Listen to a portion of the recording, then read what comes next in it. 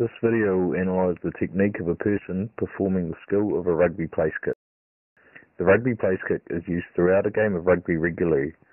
It is an important part of the game as players can add a further 2 points after a try is scored or 3 points to capitalise on other teams' infringements to add to their team's total. Firstly, we will look at the preparation phase of this technique.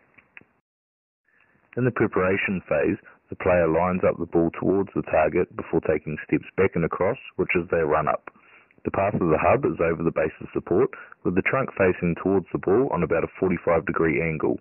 The legs are about shoulder width apart, arms relaxed, and head focusing on the target and where the player wishes to strike the ball.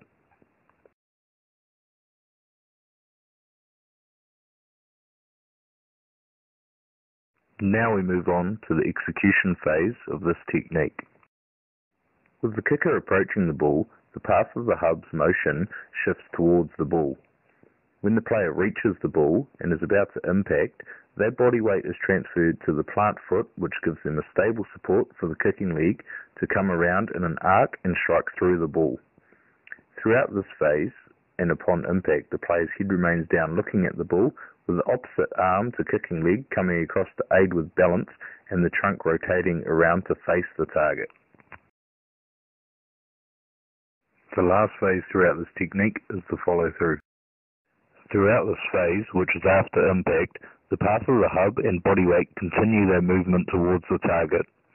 The trunk and leg actions have now rotated around to face the target, with the opposite arm stretching across the body to help maintain balance.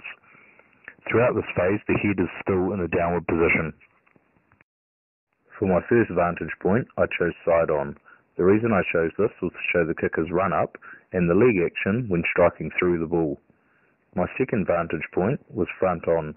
The reason for this was to show the plantar foot close to the ball and look at the trunk action rotating towards the target.